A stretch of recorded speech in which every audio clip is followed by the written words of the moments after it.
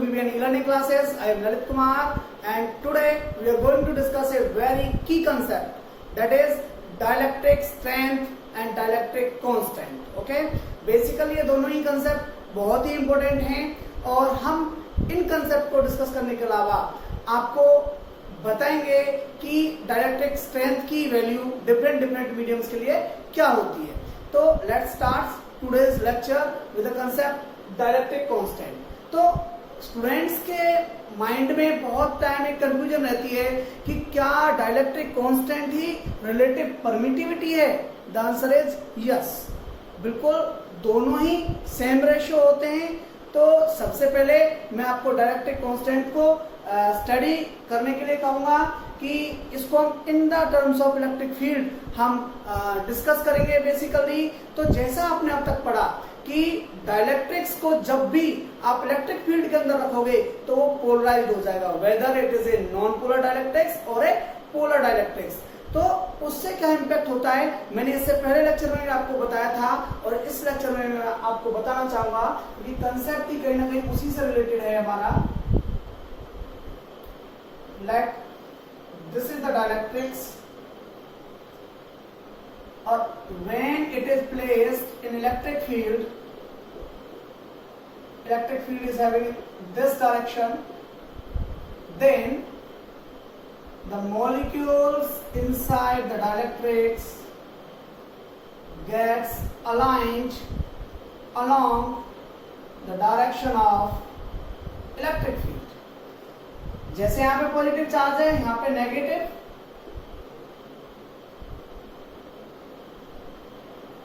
और जैसे यहाँ पे नेगेटिव चार्ज है तो यहाँ पॉजिटिव अट्रैक्ट हो जाएगा। तो अब यहाँ नेगेटिव है, पॉजिटिव आ गया, और यहाँ पॉजिटिव है तो सेकंड साइड में नेगेटिव आ गया। In the same way here negative and positive, negative and positive, negative and positive, negative and positive. Confusion होने की जरूरत नहीं है, यहाँ पॉजिटिव है तो यहाँ नेगेटिव होगा, यहाँ नेगेटिव है तो यहाँ पॉजिटिव होगा। ओके, तो इस तरीके से अपना आपको लाइन कर लेता है। अब जैसा कि मैंने लास्ट लेक्चर में भी आपको बताया था कि इसमें कुछ चार्ज जो डायलेक्ट्रिक सेल के अंदर होता है वो न्यूट्रलाइज हो जाता है। कैसे होता है, ये पॉजिटिव इसकी वजह से न्यूट्रलाइज हो जाएगा, ऐसे ही आगे के मॉलिक्यूल्स में भी होगा। वैसे यहाँ पे ये पॉजिटिव इस नेगेटिव की वजह से न्यूट्रलाइज हो जाएगा। तो इस तरीके से न्यूट्रलाइज हो जाते हैं अंदर के charges, but here A negative charge remains and here A positive charge remains. Now see what is the condition, let me make the diagram. In that situation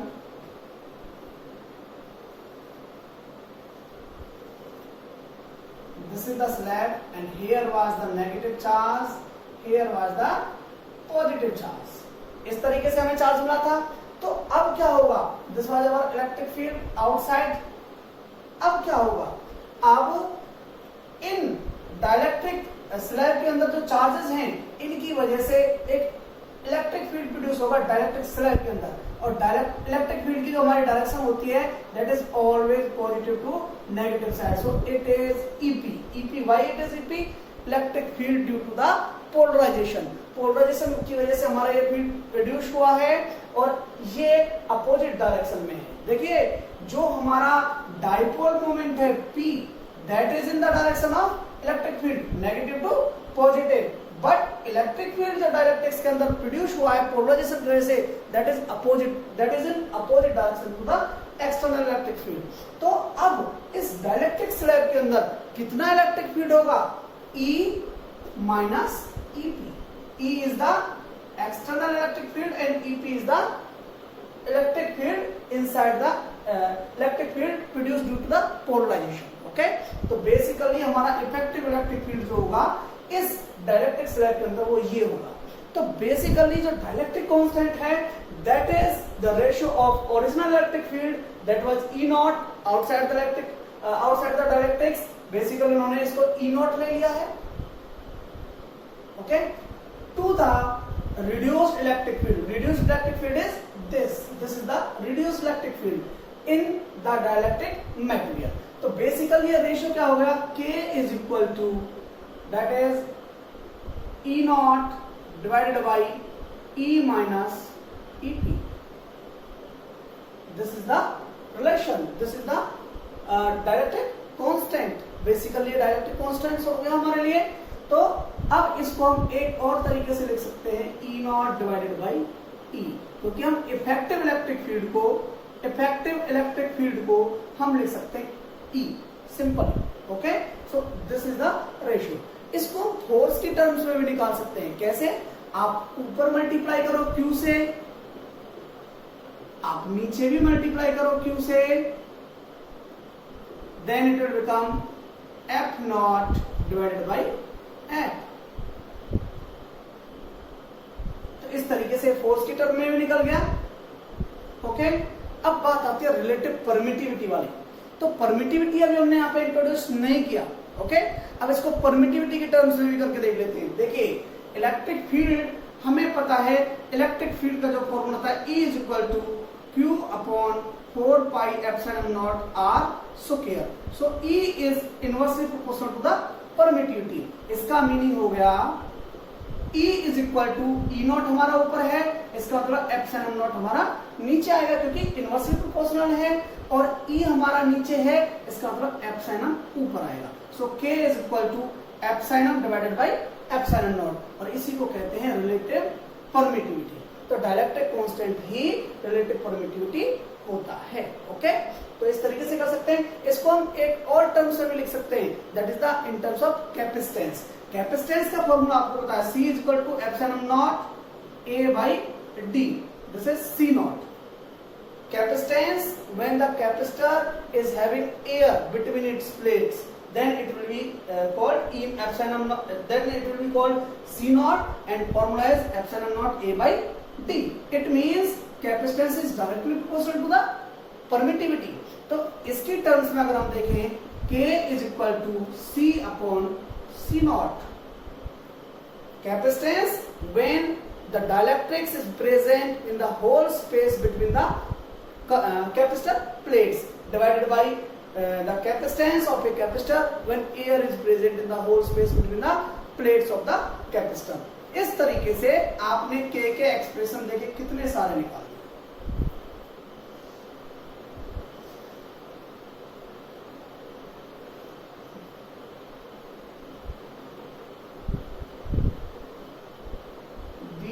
आधा expression for the K, but आपको घबराने की जरूरत नहीं है।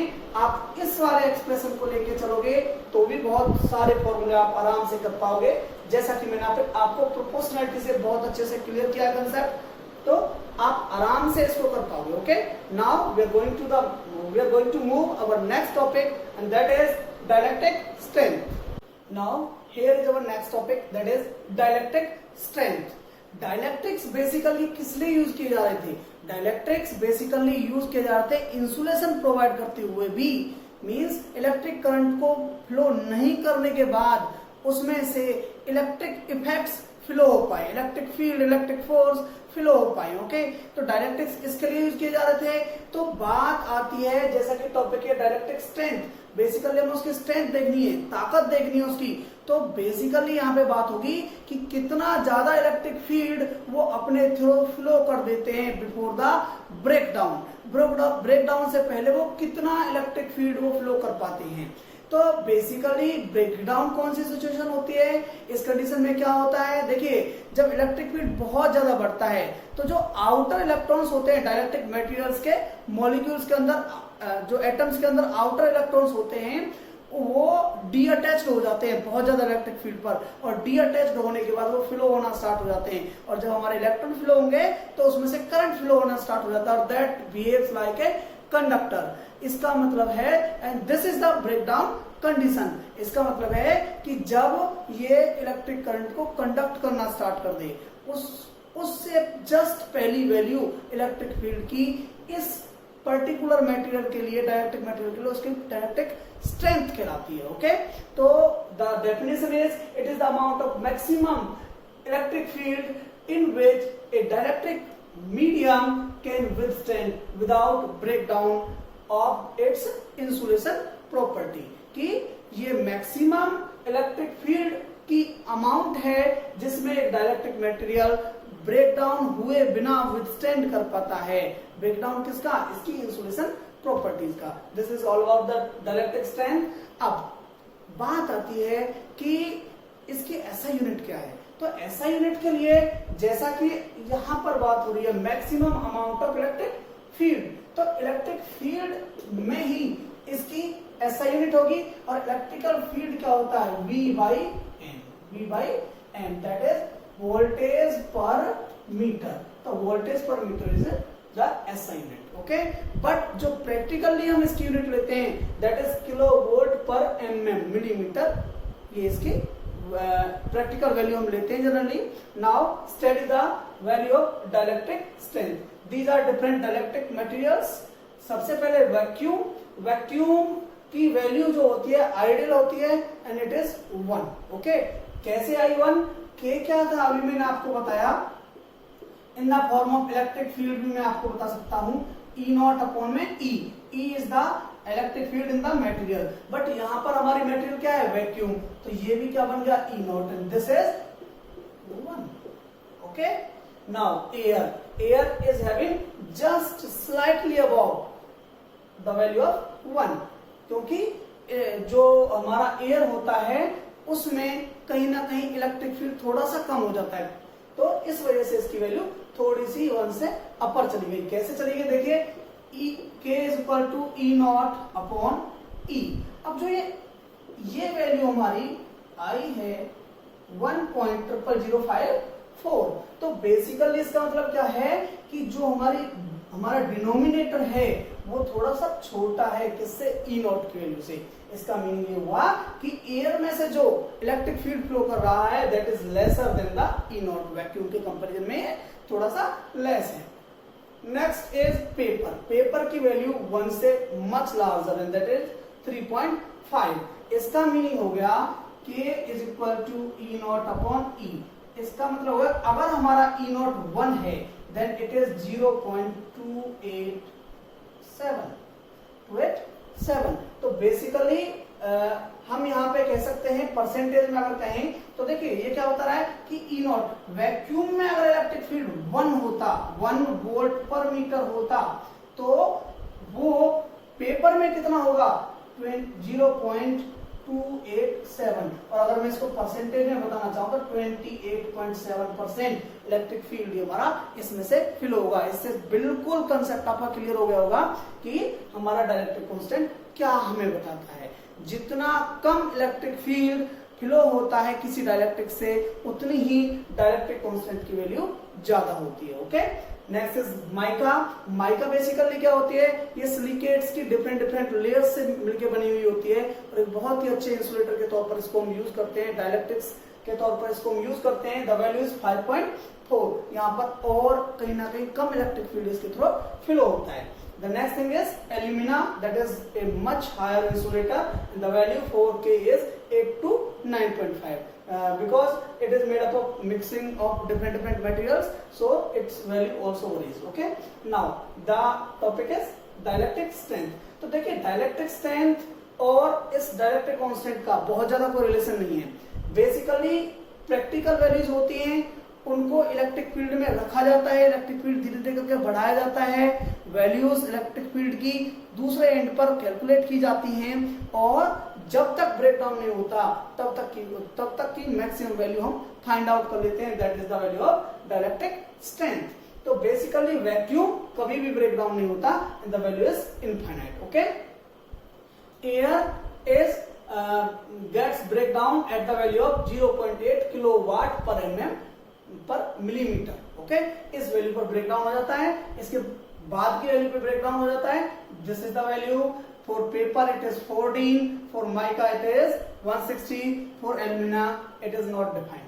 Okay, तो basically ये values हैं, इनमें से हमें ये वैल्यूज याद रखनी चाहिए। दिस और इंसुलेटर्स की value generally they are from 2 to 7। Generally 2 to 7 होती है, बट यहाँ पर एलुमिना के केस में 9.5 तक पहुंच चुकी है, तो ये 10 तक मिल जाता है। तो ये इंफॉर्मेशन कहीं ना कहीं आपको कंसेप्चुअल क्वेश्चंस में जहां 1 मार्क का क्वेश्चन आता है वहां पर आपके लिए यूजफुल होगी। Okay, so this is all about dielectric constant and dielectric strength. We will meet again. Before then I end up my lecture, I just want to say you can go to the description and there is a link for the notes, hand written notes आपको बिल्कुल clear मिल जाएंगे। आपको description में जाना है और वहां से क्लिक करने के बाद आप नोट्स तक पहुंच जाएंगे। Thank you so much.